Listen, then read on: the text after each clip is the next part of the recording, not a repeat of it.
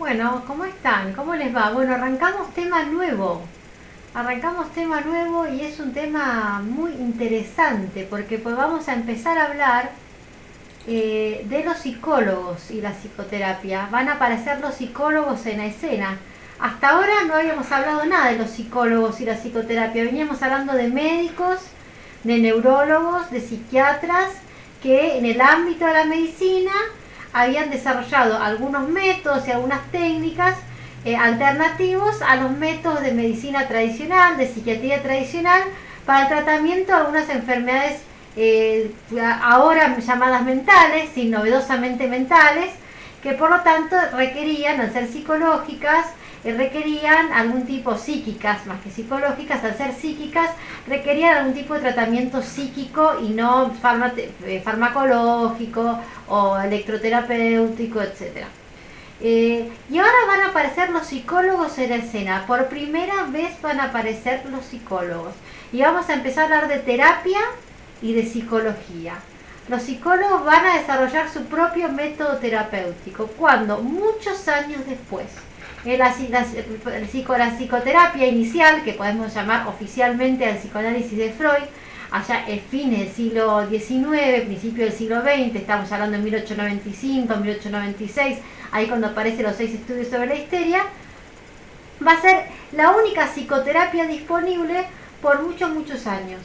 Hasta que a mediados del siglo XX la psicología va a armar su propio modelo terapéutico. El modelo terapéutico de la psicología universitaria, de la psicología académica, va a ser la terapia comportamental o la terapia conductual. Es por eso que el subtítulo de esta primera diapositiva es la terapia desarrollada por los psicólogos. Los psicólogos tenemos un modelo terapéutico desarrollado por la psicología académica, por la investigación psicológica. Y ese es el modelo de terapia comportamental o terapia conductual. Elegí como foto inaugural de este tema, que nos va a llevar más o menos entre 2 y 3 clases seguramente, una foto de Bruce Skinner, que tiene mucha fuerza esta foto, creo que dice muchas cosas. ¿Y por qué Skinner? Porque si bien oficialmente Watson va a ser el padre del conductismo, vamos a ver que esto es un poco relativo.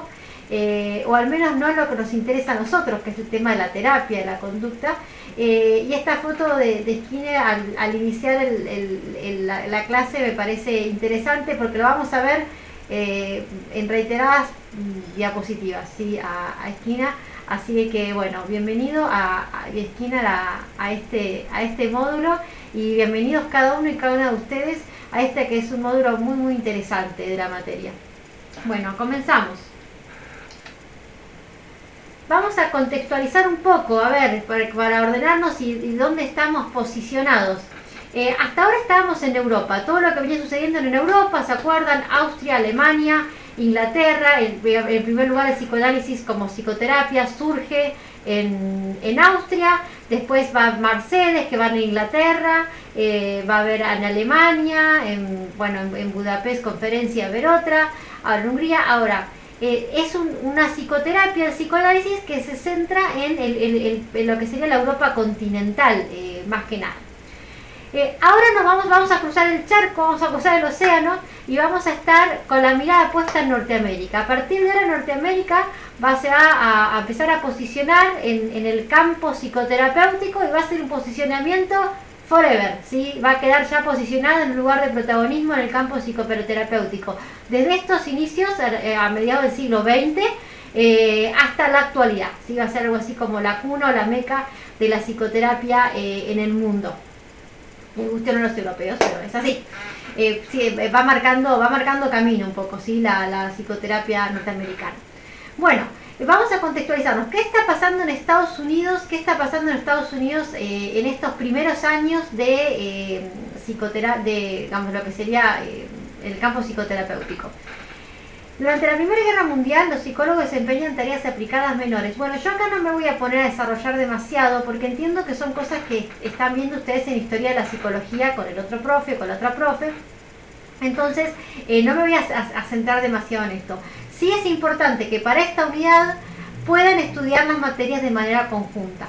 ¿Sí? Lo que ya sea lo que es psicología de la conducta y psicología cognitiva son dos, no sé si lo tienen por unidades o por módulos en otra materia, es importante que lo estudien juntos, ¿sí? Porque ahora empiezan a cruzarse. ¿Por qué? Porque la primera vez que los psicólogos, esos mismos psicólogos que están viendo en historia de la psicología científica, que están trabajando en laboratorios, van a armar ahora un modelo terapéutico, ¿sí? Entonces la primera vez que psicoterapia y psicología van a confluir en un lugar común. Entonces, ¿qué decíamos? Cruzamos el océano, nos vamos de Europa, nos ubicamos ahora, hacemos zoom, ¿sí? en Estados Unidos, y nos encontramos en un territorio donde la psicología tiene mucho desarrollo, mucho desarrollo. ¿Dónde está la psicología desarrollada a los inicios? Bueno, ¿se acuerdan que hay desarrollo inicial de la psicología en Alemania? ¿Sí?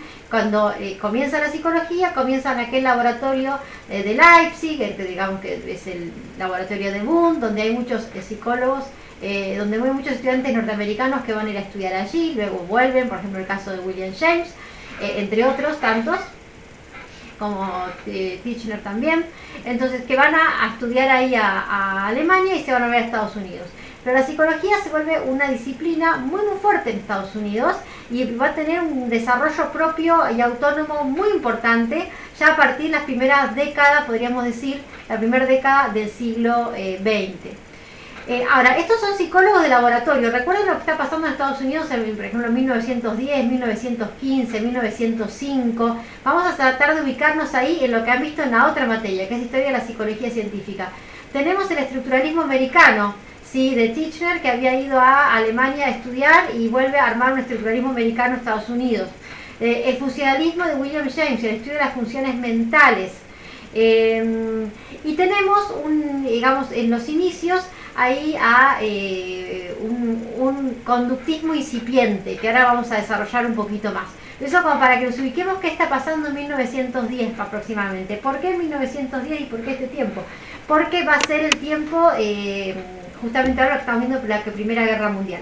El texto que usar para esta plantilla, si quieren ir siguiendo el texto, es el extracto que tienen del capítulo del libro de Greenwood, ¿sí? Historia de la psicología, un enfoque conceptual. Bien, esta plantilla está armada en función de ese extracto que tienen de este texto.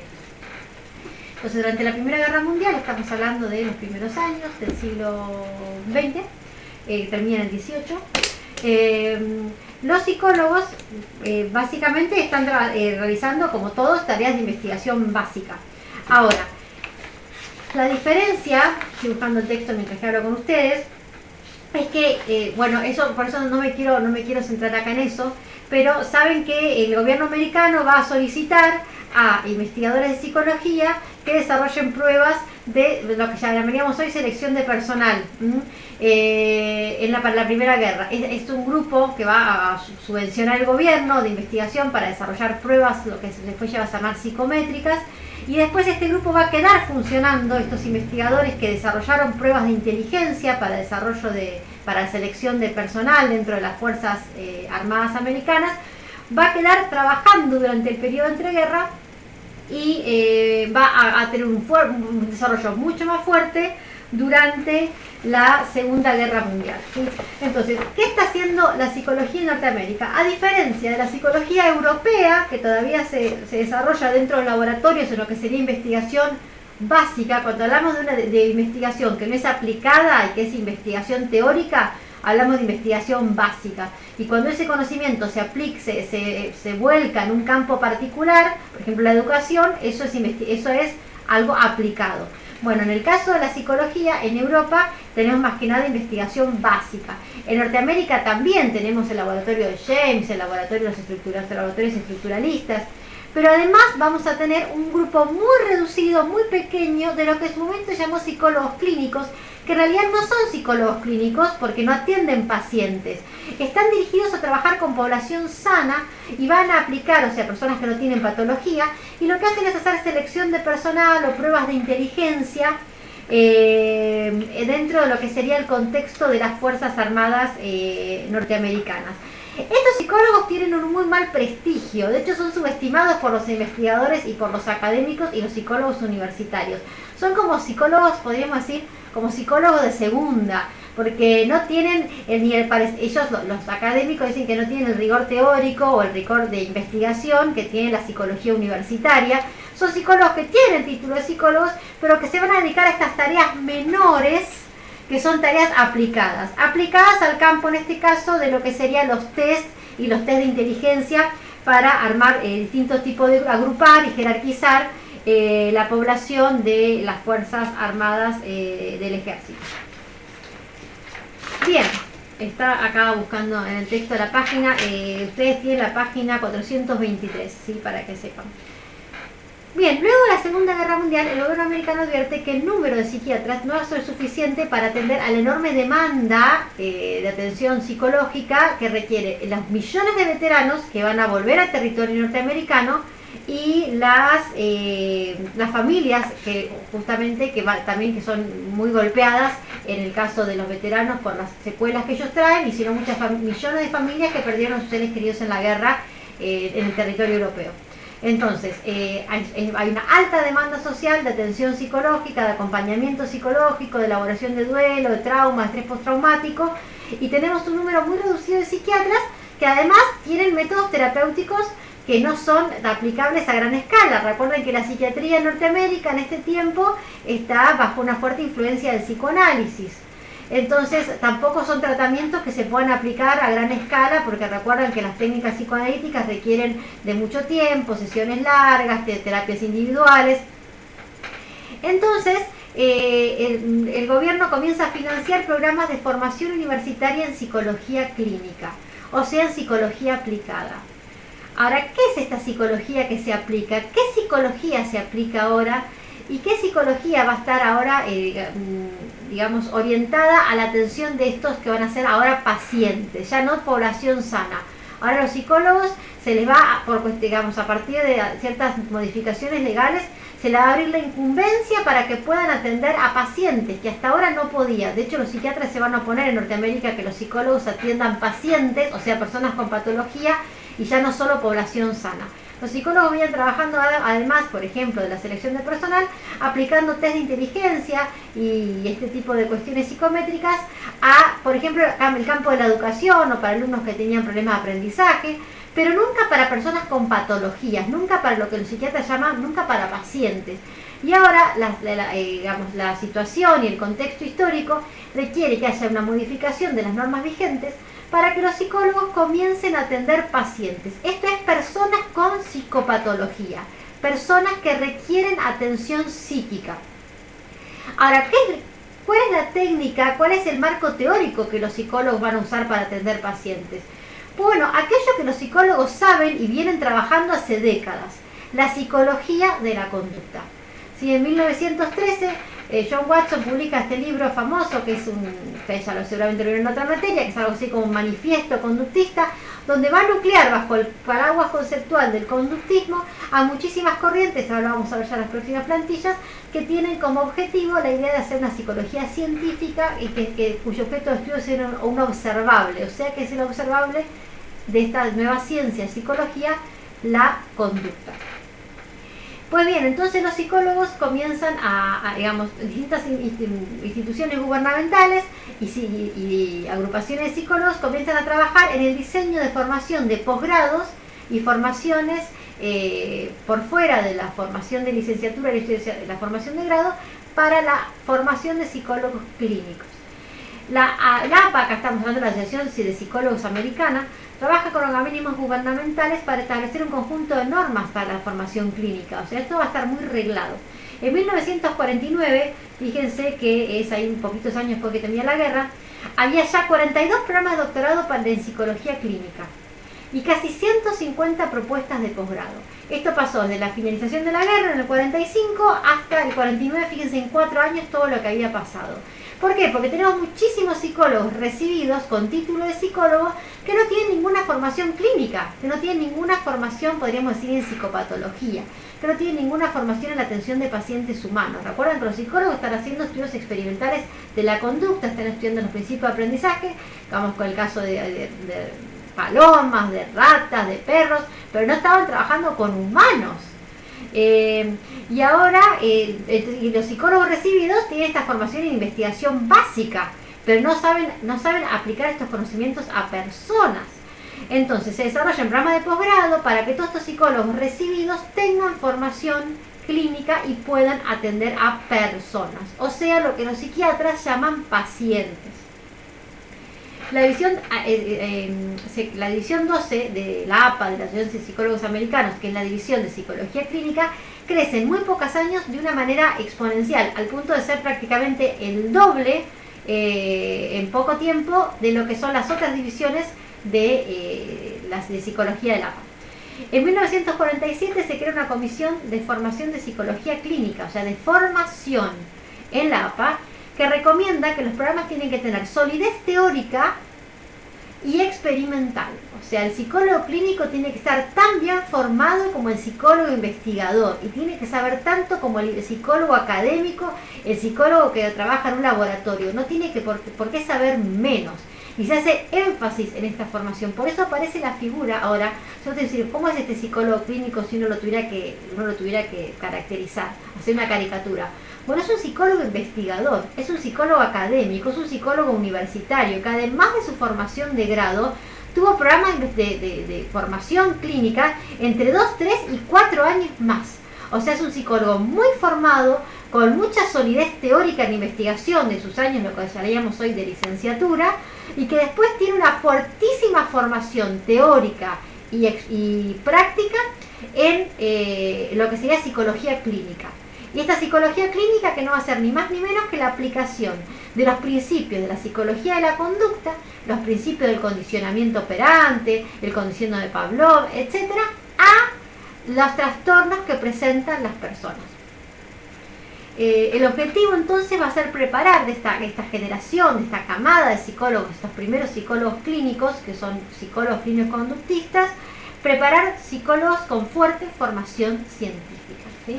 Bien, pasamos ahora a la otra, nos fuimos. Ahí va. Bien, ahora a partir de ahora, en esta presentación de Power me voy a estar basando en el texto de Ruiz Díaz y Villalobos, que lo tienen ahí en el aula virtual, capítulo 1. Ese texto lo vamos a utilizar para las 3 clases, ¿sí? Va a ser nuestro texto guía, el de Ruiz Díaz y Villalobos, así que ese texto lo sabemos de punta a punta, lo leemos, porque es el texto guía de esta unidad. Bien, raíces históricas de las terapias conductuales. Bien, ¿cuál va a ser la base de las terapias conductuales? Pues bien, la psicología de la conducta.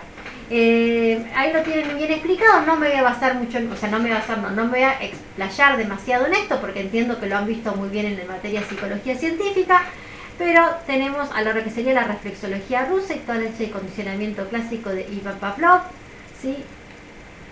El conexionismo de Edward Thorndike, la ley del efecto, ¿se acuerdan? Ahí el tema de los refuerzos positivos y negativos en la conducta, el reforzamiento de la conducta. Bien, esto es Edward Thorndike es el primer psicólogo con formación 100% norteamericana. Hasta este momento los psicólogos siempre iban a Europa a formarse, particularmente a Alemania, y volvían a desarrollar sus trabajos en los laboratorios norteamericanos. En este caso, Thorndike, que también es psicopedagogo, y tiene muchos trabajos aplicados a la educación. ¿Se acuerdan esto que le decía? Que el tema que el clínico en estos primeros años es entendido como alguien que aplica sus conocimientos de psicología a la población que no patológica, por ejemplo a los alumnos. Les decía que es el primer psicólogo norteamericano que tiene una formación 100% hecha en tierra de Estados Unidos. El conductismo de John Watson. La figura de John Watson, bueno, además de ser protagónica en este tiempo, que como les decía, en 1903, si ustedes lo han visto seguro, publica este primer libro que es prácticamente el manifiesto del conductismo. Ha hecho trabajos experimentales interesantes. Ahí les puse una foto con el trabajo del pequeño Albert, si no se acuerdan, me imagino que lo han visto, así que lo pueden googlear de todas maneras. Un trabajo bastante controversial. Con algunas cuestiones también. Watson fue famoso en su momento por cuestiones ligadas a su vida amorosa, así tenía una vida bastante movida en ese sentido. Pero lo importante aquí es el aporte que hace John Watson a la psicología norteamericana, que no es tanto teórico, no es un aporte tan teórico como el caso, por ejemplo, de Ivan Pavlov o de Burrus Esquina. A mí me gustan las autoras como lo dicen Ruiz y Villalobos, dice, es más bien un aporte más sociológico, y ustedes lo tienen, voy a buscar así, lo tienen entre la página 43 y más que nada la 44 del texto. es un aporte más sociológico que científico. En realidad de Watson no tenemos un concepto como la ley del efecto de Thorndike, no tenemos un aporte que haya cambiado el conductismo, que hayan hecho un aporte fundamental. Pero lo que se hizo con John Watson fue, primero, crear esta categoría de conductismo como una categoría en la que se agruparon muchas investigaciones en psicología, muchos laboratorios en psicología que vienen en una línea de investigación semejante, que es la de que la psicología tiene que ser una ciencia empírica y tiene que estudiar lo observable, no puede dirimirse en cuestiones como los mentalismos y el concepto de conciencia, cuestiones que no son observables, porque mientras que la psicología siga queriendo investigar cuestiones que no son observables a la vista humana y que no son empíricamente comprobables, entonces no va a constituirse una ciencia. El momento es ahora, la psicología está lo suficientemente madura como para constituirse una ciencia sólida. Y una ciencia sólida se fundamenta en un objeto de estudio observable, en una metodología científica y en la capacidad de poder pronosticar resultados, y replicar experimentos y pronosticar resultados. Y todo eso, digamos, lo sistematiza, lo jerarquiza, lo ordena de una manera muy interesante John Watson, y le da la fuerza necesaria entonces a la psicología, que esta sistematización que hizo John Watson, para constituirse una ciencia de mucha importancia en Estados Unidos de América. Que aparte, no voy a decir es mentira, pero no es que es mentira, es una simplificación, decir, hablar de un solo conductismo, porque bajo la categoría de conductismo se agrupan muchos laboratorios y muchos investigadores que tienen esta idea de investigar en el contexto de una psicología científica. De hecho, vamos a ver ahora un poquito en nuestras plantillas que para más o menos la década del 40, algunos historiadores reconocen a más de 25 conductismos, ¿sí? No es una escuela más. Durante los primeros años el conductismo compitió, podríamos decir históricamente, con lo que se ha llamado los sistemas de psicología o la sistematología, que es esta idea de distintos proyectos de investigación, o mejor dicho, programas de investigación en psicología, como por ejemplo el funcionalismo, el estructuralismo, en este caso el conductismo. Entonces el conductismo en los primeros años de su desarrollo va a competir con estos otros programas de investigación, lo que se llama la época de la sistematología, donde conviven históricamente muchos proyectos de lo que debe ser una psicología. Pero ya para los años 40 y pico, es lo que sería el periodo de la sistematología o los grandes sistemas de psicología declina, porque el conductismo ya no tiene más competencia. A partir de los años 40 en adelante, el conductismo en Norteamérica se va a erigir como la única propuesta, el único proyecto sólido de investigación en psicología. Por eso ya deja de ser, sobre prácticamente la etapa de su declive, un modelo más de psicología, un sistema más. Va a ser el sistema, y la psicología norteamericana va a ser conductismo, y el conductismo va a ser la psicología norteamericana. Esto ya cuando tenemos la última etapa del conductismo. Bien, sigamos. El neoconductismo, ya unos años más tarde, ya estamos hablando de los años 40, 42, ¿sí? Entre la década entre 40 y el 50, que digamos quise buscar las fotografías porque realmente son pioneros en el ámbito de la psicología, son psicólogos muy importantes. En primer lugar, son psicólogos. Hasta ahora en la materia no veníamos nombrando ningún psicólogo, ¿sí? El primer psicólogo que nombramos en toda la materia es Edward Thorndike, recién. John Watson y ahora este grupo de psicólogos neoconductistas. Son la primera vez que en la materia de psicoterapia hablamos de psicólogos. Los psicólogos entran en escena, es como si fuera una obra de teatro. Bueno, entraron, ahora les tocó a los psicólogos ser protagonistas de la historia en psicoterapia. Y tenemos, le busqué la fotografía, probablemente en los libros a veces los nombran muy al pasar, y son personalidades fundamentales en la historia de la psicología, como son Edwin Guthrie, Clark Hall, Edward Thorman y Orval Murrar. Son realmente psicólogos muy importantes, todos psicólogos, todos norteamericanos, cada uno de ellos es un aporte muy importante, y de alguna manera estos psicólogos van a ser la bisagra, el intersticio entre la psicología de la conducta y la psicología cognitiva, que va a venir dentro de unos años, que va a ser eso la próxima clase, la clase 2 de esta unidad. Vamos a estar hablando de cognitivismo.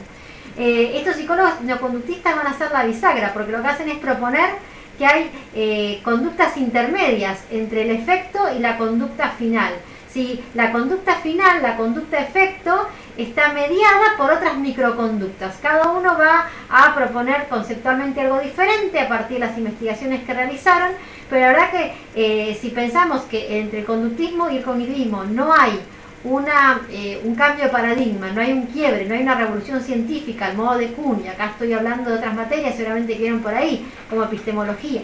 Si pensamos que entre el conductismo y el cognitivismo no hay un quiebre, no hay un cambio de paradigma, no hay una revolución científica, porque en el caso de que pensemos que el conductismo no es un paradigma, y tengamos una posición tal vez más lacatosiana y hablar de programa de investigación, en ese caso esta generación de psicólogos va a ser la bisagra, el puente que nos va a comunicar el programa de investigación conductista con el programa de investigación cognitivo. Así que ustedes tienen esto desarrollado en el texto, no quiero detenerme más ahora para no hacerlo tan largo. El condicionamiento operante de Bruce Skinner. Lo vimos ya al principio de la presentación a Skinner. Acá tenemos un Skinner joven, vamos a volver a verlo, van a ver que hoy va a ser la figurita repetida. ¿Por qué? Porque tiene un protagonismo muy importante. Saben que el condicionamiento clásico es un concepto y un constructo teórico que surge a partir de las investigaciones de Ivan Pavlov en Rusia. Acá Skinner en Estados Unidos va a desarrollar el concepto de condicionamiento operante. Si ustedes seguramente ven en otra materia, no me voy a desarrollar en eso, lo tienen en el texto los que lo necesiten repasar, ¿sí? Pero va a ser una figura clave en el desarrollo de las terapias de la conducta. Ahora solamente lo vemos en este primer rato, en este inicio de la clase, como un psicólogo de investigación básica, de investigación de laboratorio. Saben que trabajó con ratones, es conocidísimo su trabajo con palomas, en lo que sería la investigación del condicionamiento operante. Quedémonos ahora con esta imagen de un Skinner joven, investigador, ahí metido en un laboratorio, y dentro de un par de diapositivas lo vamos a ver ya en otro rol. Bien, nos vamos a manejar ahora con una conceptualización, en este caso de generaciones. Algunos autores como Rahman hablan de estadios o de fases. La cuestión que en la historia de las psicoterapias cognitivo-conductuales podemos reconocer la sucesión de fases, estadios para Rahman o generaciones para este autor. A mí no me gusta hablar de fases ni de estadios, sino me gusta hablar más de, podríamos decir, de generaciones, y más me gusta hablar todavía del concepto de olas, porque son generaciones que se superponen. En realidad, si uno habla de estadios, significa que tenemos primera generación, o de fases o de estadios, primer estadio termina, segundo estadio termina, tercer estadio. Y la verdad que tenemos que pensarnos más como una cuestión, por eso me gusta el concepto de ola que trabajan otros autores, lo vamos a ver en otro artículo. La idea de fases que de generaciones que se superponen. Tenemos una primera generación, sobre esa viene otra y sobre esa viene otra. Pero no desaparece la primera y no desaparece la segunda cuando aparece la tercera, sino que una tras otra se van sumando y empiezan a convivir, ¿sí? Como si fuera una carrera de postas, gente que se va sumando en distintas etapas de la carrera, pero que todos llegan al final. Bueno, están todos acá, todos llegaron al final, están todos acá en el año 2020. Así que no lo pensemos como estadios, ¿sí? Sino como olas que se superponen. Me gusta más esa imagen más marítima. Bien. Las autores Ruiz Díaz y Villalobos, por eso elegí este texto, primero porque está muy sistematizado, muy ordenado. Fíjense que tienen subtítulos, bueno, si bien son españolas, tienen la forma de escribir muy americana, donde es punto 1, 1A, 1B, 1C, que eso para el alumno es súper amigable. Van a ver que tienen cuadros conceptuales, tienen resúmenes al final de los capítulos. O sea, claramente es una escritura muy amigable, muy al tipo americano, muy práctica, muy directa, sin rodeos, sin subordinadas. Sí, es una redacción muy limpia, muy clara, y por eso elegí estas autoras, que si bien son españolas, tienen un poco esta tradición más americana de escribir. Y ellas, me gusta el enfoque que le dan, que es el enfoque de esta primera generación, los van a subdividir por zonas geográficas. Y me pareció muy ordenado, por eso elegí este texto. Bien, podemos ver los primeros inicios de terapia conductual en tres zonas geográficas, y en tres países: Sudáfrica, Reino Unido, Inglaterra y Estados Unidos. Esos van a ser nuestros tres países protagonistas. Fíjense que hasta ahora nadie había hablado de psicoterapia en Sudáfrica, ¿sí? O psicoterapia en Norteamérica, un poco nada más con el desarrollo del psicoanálisis norteamericano. pero siempre en el campo de la psiquiatría. Ahora vamos a visualizar un planifelio y localicemos Sudáfrica, Inglaterra y Estados Unidos. Y eso van a ser los protagonistas, los países protagonistas de la clase de hoy. En Sudáfrica, vamos a trabajar un poquito el concepto tenemos que tener en claro, el concepto de desensibilización sistemática. Esto tal vez ya lo vieron seguramente en la otra materia, de Historia de la Psicología Científica. Si no lo vieron, lo repasan ahora en el texto acá de Ruiz Díaz y Villalobos. La desensibilización es un proceso que había sido experimentado por una discípula de Pavlov en 1912 y luego por John en el 24. O sea que ya no lo inventa Wolpe, sino que es un concepto que ya tiene una tradición, una técnica, no concepto. Joseph Doble va a sistematizar el procedimiento de sensibilización sistemática en humanos, estructurándolo en una serie de pasos o fases. ¿Sí? Esto es el trabajo de Tina ya, bueno, está trabajando con otros investigadores también. La desensibilización sistemática es el proceso de exponer a un organismo que tiene una respuesta exagerada de ansiedad frente a un estresor, a exponerlo a ese estresor de una manera ordenada, justamente sistemática, para que el organismo que reacciona de manera exagerada a ese estresor se vaya desensibilizando. Ustedes seguramente lo han visto en neurociencias, capaz que ya lo vieron en psicología científica, por eso me gusta ir relacionando con otras materias. Lo que sería la respuesta básica a la ansiedad, seguramente lo han visto en psicofisiología de la conducta, donde ante un estímulo que nosotros interpretamos y como el cerebro interpreta como peligroso, inmediatamente se enciende, si se activa, no se enciende, se activa dentro de lo que sería el sistema nervioso autónomo, la vía del sistema nervioso, de lo que sería el sistema simpático. Ese sistema simpático va a activar una serie de mecanismos fisiológicos que nos preparan para la defensa o para la huida. Esto es mayor irrigación de las extremidades, brazos y piernas que nos permiten para luchar o para huir, mayor activación de todo lo que sería el sistema cardiovascular, que nos permite irrigar mayor cantidad de flujo sanguíneo, mayor actividad pulmonar, ¿sí? Porque eso implica que podamos tener mayor oxígeno a disposición en el caso que tengamos que tener fuerza, y por ejemplo la suspensión de procesos menos importantes en este momento crítico, que sería la digestión. Entonces, bueno, se dilatan las pupilas, entre otras cuestiones que ustedes seguramente ya saben. La ansiedad es una respuesta saludable en nuestro organismo para defendernos de los peligros. La cuestión es que en realidad es un mecanismo más bien que tenemos nosotros que como herencia de nuestros antepasados, ¿sí? De lo que sería nuestro pasado filogenético, y que en situaciones urbanas y en situaciones contemporáneas a veces está un poco descontextualizado. O sea, es normal que si uno se encuentra a la intemperie frente a un oso o a un león, de tener una activación exagerada del sistema simpático, lo que me permite escapar rápidamente. Ahora, no es lo esperable cuando uno se encuentra, por ejemplo, frente a una araña, ¿sí? O frente a un perro pequeño, ¿sí? Ahora, ¿qué pasa? Es un mecanismo que en realidad está para defendernos en otros contextos y que en la vida contemporánea y urbana a veces estas respuestas exageradas quedan descontextualizadas. La idea de la desensibilización sistemática es poder exponer a el agente, por ejemplo en este caso la persona, y ya en este contexto podemos empezar a hablar del paciente que tiene, por ejemplo, lo que llamaríamos hoy un ataque de pánico, pero en realidad los terapeutas conductuales se abstienen de poner rótulos de psicopatología o de diagnóstico y solamente atienden al síntoma. El síntoma, el ataque de pánico, el trastorno de ansiedad, como se llama ahora, en realidad es una respuesta de ansiedad desaforada. Lo que se hace ahora, lo que se va a hacer es trabajar específicamente sobre ese síntoma y se van a evitar el tema de las etiquetas diagnósticas porque en realidad no son tan funcionales. Lo importante es trabajar sobre los síntomas que son disfuncionales a la persona, en este caso al paciente. Se va a exponer a la persona a este estímulo fobígeno o este estímulo que genera mucha ansiedad, por ejemplo pensemos el caso de la araña, y se lo va a entrenar en técnicas de respiración y en técnicas de relajación.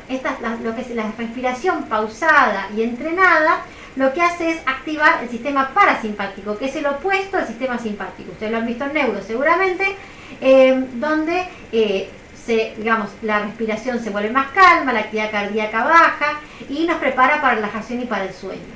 Entonces, con una respiración diafragmática controlada y ordenada, desactivamos la respuesta simpática y activamos la parasimpática. La idea del proceso de sensibilización es entonces, se expone a la persona a el estímulo fobígeno o que nos genera ansiedad. Por ejemplo, hagamos de cuenta, la persona le tiene pánico a un caniche y entra en ataque de pánico o un ataque de ansiedad muy fuerte con eso.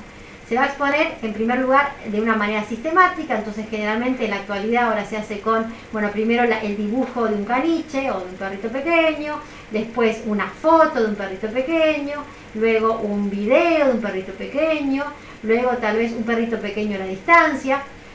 Ahora, en cada una de esas fases de lo que sería de esa presentación sistemática del estímulo fobígeno, lo que se hace es entrenar a la persona en respiración hasta que baje la ansiedad. Entonces, por ejemplo, la foto de un perro pequeño, la persona empieza con la activación simpática, lo que se hace es con la respiración entrenada, activar el sistema parasimpático, que es opuesto e incompatible con el simpático, y la persona logra controlar la ansiedad. Cuando esa ansiedad está controlada, se lo expone a la segunda fase. Por ejemplo, un video de un perro pequeño. Otra vez se activa la respuesta de ansiedad.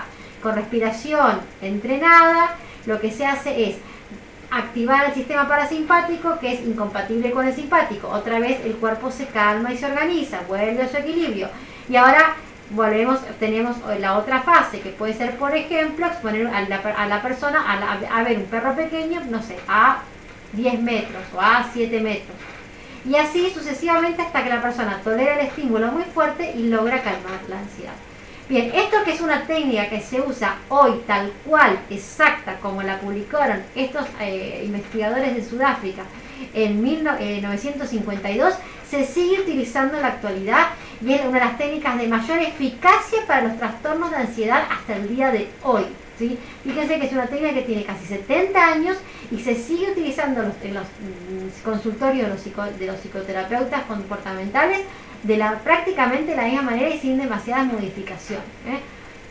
Lo único que ha diferenciado en la actualidad es que estudios de neuroimagen han avalado, sí, y han de alguna manera rubricado lo que estos investigadores hace 70 años solamente, digamos, podían comprobar por estudios experimentales de observación de la conducta y no por estudio de neuroimagen como tenemos ahora. Así que me detuve a explicárselos. Es importante que lo sepan porque lo van a ver después en las materias que ustedes tengan de psicoterapia. Y que les quería mostrar acá un poquito a Volpe. Volpe, en inglés. While you and I talk.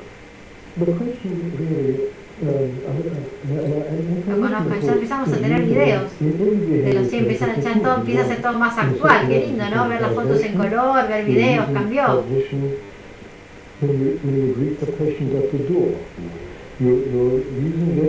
Bien, después lo buscan, está en internet el video. Bueno, seguimos. Inglaterra, cambiamos. En Sudáfrica nos vamos a Inglaterra. El surgimiento de la terapia conductual en Europa fue independiente del de Sudáfrica. Bien, fue paralelo, pero no tuvieron tanta conexión. En 1950 hay investigadores en torno a Hans Eysenck que llevan a cabo aplicaciones prácticas de los principios de aprendizaje de la psicología de la conducta. O sea, tenemos para mediados del siglo XX en Inglaterra un grupo que está reunido en torno a Hans Eysenck, que es la foto que tenemos ahí, el video que tenemos abajo, que están tratando de aplicar al campo clínico los principios de la psicología de la conducta que se están desarrollando en los laboratorios. Este grupo de Inglaterra se caracteriza por el énfasis en la metodología de investigación riguroso, la evaluación de la eficacia de los tratamientos y la crítica a propuestas terapéuticas sin fundamento empírico. De hecho, vamos a codificar, si en memoria a largo plazo, la cara de Eysenck. La vamos a ver porque la vamos a volver en la segunda unidad y seguramente la vamos a volver a ver en otras materias. Así que este señor lo conocen y es para quedarse ya. Bueno, todos son importantes estos investigadores.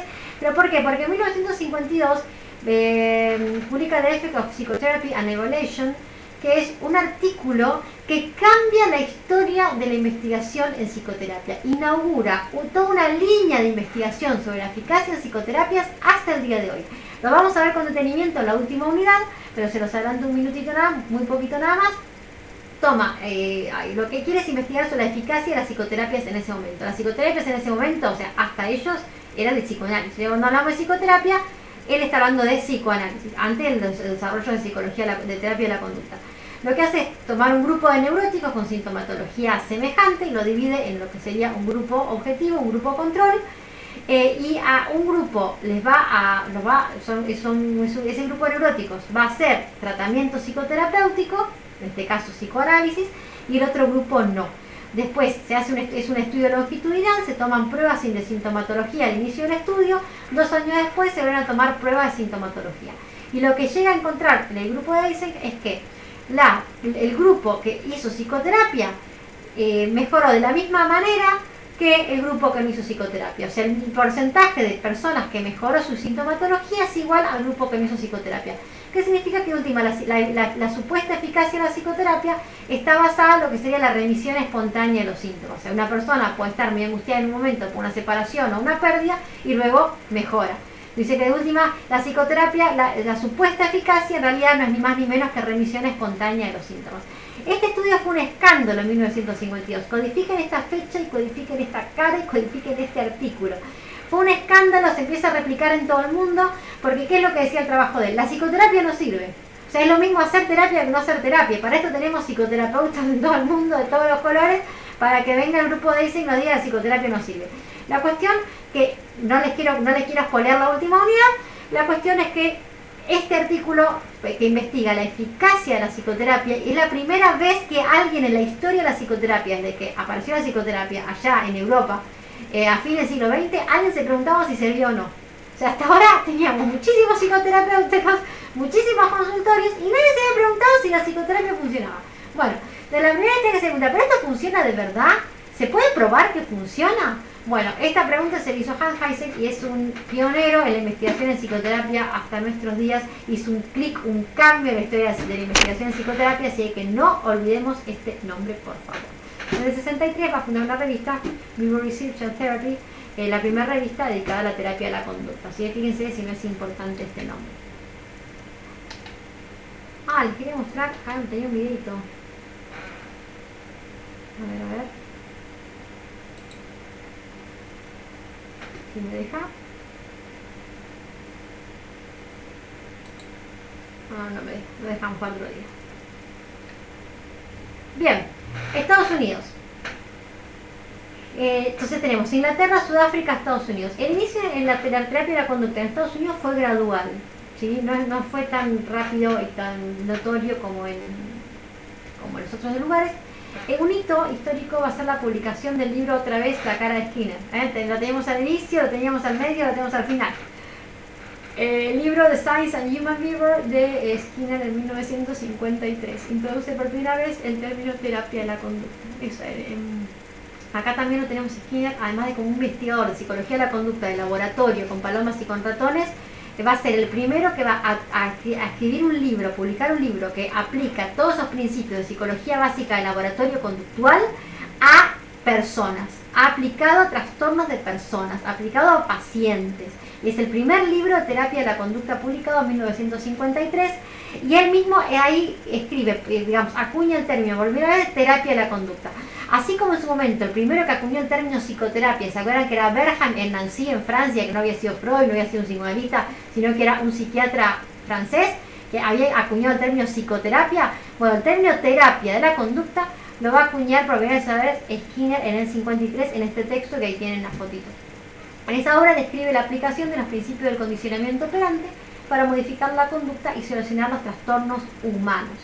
Las terapias conductuales se van a aplicar sobre todo a ansiedad, que tiene muchísimo nivel de efectividad. En este momento a depresión, con un nivel de efectividad no tan bueno, y lo que sería también cuestiones de estrés postraumático, ¿sí? Por el tema de los veteranos, con muy buen desarrollo. Skinner desarrolla el análisis experimental, también llamado ahora análisis funcional de la conducta. Se trata de diseños experimentales basados en caso único, en los que se hace una descripción precisa y detallada de la conducta concreta en relación con sus efectos. O sea, cuando se tilda la terapia de la conducta de que la terapia de la conducta no ve la subjetividad o no ve al individuo, la verdad que es alguien de que no estudió lo suficiente. El análisis experimental de la conducta o el análisis funcional, como se dice ahora, es un análisis pormenorizado de todo el contexto y el ambiente que rodea a un determinado agente al momento de digamos que ese agente realiza determinada conducta. Entonces, por ejemplo, un niño que se hace pis, o un niño que tiene una conducta oposicionista desafiante, o un adolescente que ante determinadas situaciones se autolesiona.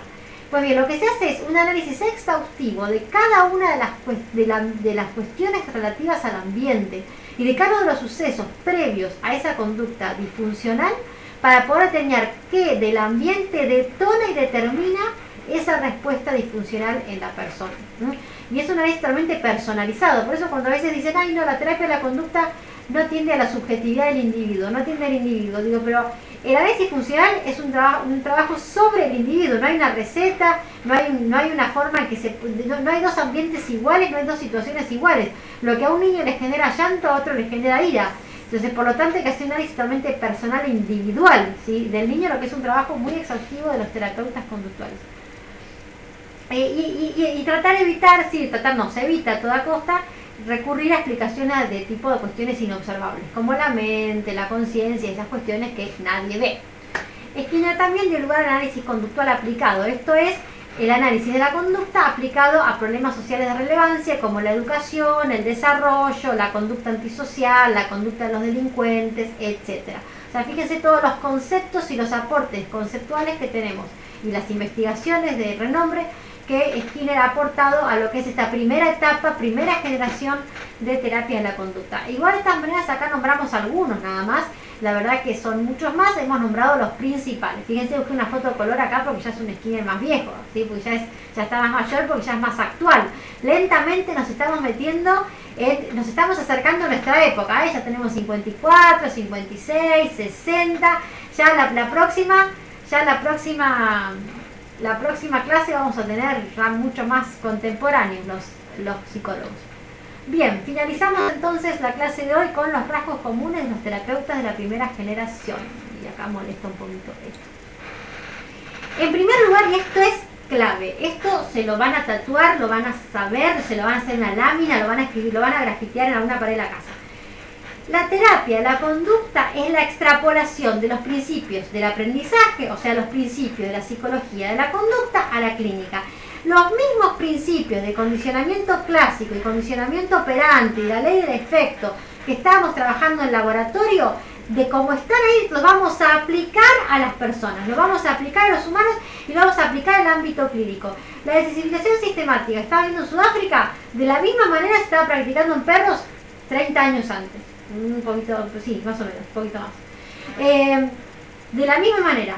Ahora, tenemos que los terapeutas de la conducta van a ser psicólogos conductistas formados en conductismo, formados en laboratorio, formados en la universidad, que, habiendo hecho posgrados de especialización en clínica, van a aplicar esos principios de la psicología de la conducta al consultorio, al trabajo con el paciente. Su compromiso con la investigación científica y la demostración, escuchen esto, la investigación científica es clave. Acá tenemos la figura del psicólogo investigador. Si uno tuviera que hacer una caricatura del psicólogo, es un psicólogo con bata blanca, pero no con bata blanca de médico, porque no es médico. Es un psicólogo con guardapolvo blanco de laboratorio. Si uno tuviera que tomar la caricatura del psicólogo de la primera generación, es un psicólogo que tiene una ratita en la mano, que tiene una paloma en la mano, ¿sí? Es el psicólogo que está formado en los laboratorios. Son psicólogos y psicólogas, la mayoría de varones, que se formaron en laboratorios y que van desde luego de todas estas formaciones y estos programas de formación que el gobierno americano financia y diseña junto a la APA y otros organismos de psicólogos para satisfacer la demanda social. Son estos psicólogos formados en la universidad, psicólogos académicos con una vasta tradición científica, que a partir de la realización de estos nuevos programas de formación clínica financiados por el gobierno, van a atender y van a tener la incumbencia nueva de atender pacientes, porque hasta ahora los psicólogos no podían atender pacientes. La única tarea aplicada que podían hacer era la psicometría, la aplicación de test, ¿sí?, que esto ustedes ya lo van a ver sobre el final de la carrera, cuarto año. Pero no pensemos en un psicólogo formado en clínica, es un psicólogo que está formado principalmente en investigación y que tuvo una formación a posteriori en psicología clínica, y no hay decisión entre psicología y psicoterapia. Es esta misma psicología que se enseña en la universidad la que ahora se desarrolla en materias de psicoterapia. ¿Qué es la psicoterapia ahora? La aplicación de estos principios de psicología de la conducta a la clínica. Entonces la terapia comportamental no es ni más ni menos que la aplicación de los principios de la psicología del aprendizaje, de la psicología de la conducta, al ámbito de los pacientes, al ámbito de las personas, al ámbito de la clínica. Donde no se van a usar categorías tanto diagnósticas, no se utiliza esto tanto de la categoría de la etiqueta diagnóstica como se usa ahora, sino que se atiende directamente al síntoma. Entonces la persona depresiva, bueno, no importa si es depresiva o no, esta persona no puede levantarse de la cama, llora todo el día, no quiere comer y no quiere salir de su casa. Bien, lo que se van a atender son estos 4 síntomas. No importa si es depresiva o no es nada, no sabemos qué es, porque el diagnóstico no lo podemos comprobar empíricamente. Lo único que podemos comprobar es la conducta observable. Vemos que esta persona, este agente, este paciente, como lo quieran llamar, este cliente, como se llama, este client, como se dice en inglés, no se levanta de la cama, no come, llora todo el día y no quiere salir de la casa.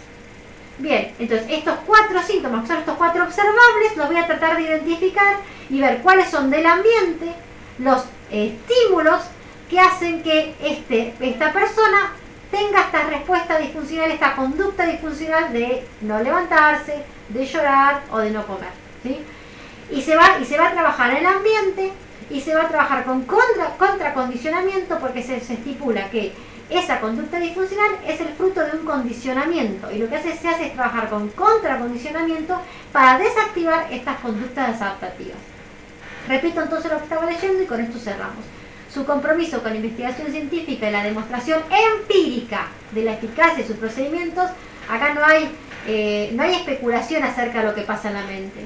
Acá no hay un relato acerca de lo que estipulamos, que pensamos que puede llegar a suceder en la mente del paciente. Acá es eficacia de procedimientos, es una demostración empírica. Esto fue determinante a la hora de convertir a la psicoterapia en ciencia. Los psicólogos desarrollan un modelo terapéutico. Ese modelo terapéutico se basa en décadas de investigación en laboratorio, y por primera vez la psicoterapia se puede ser considerada una ciencia. Vamos a codificar esto y a tenerlo a disposición en medio y largo plazo para poder evocarlo prontamente, porque esta es la primera vez que pasa en la historia de la psicoterapia, que es nuestra materia. La psicoterapia quiere ser llevada al campo científico, quiere estar demostrada empíricamente, científicamente, ser fruto de una investigación rigurosa, y quiere ser la aplicación de principios teóricos sólidos, basados en investigaciones sólidas. Esta es la primera vez que pasa en el campo psicoterapéutico, y lamentablemente, mal que nos pese, va a ser la última, ¿sí? Nos vemos en la próxima clase. Que estén muy bien.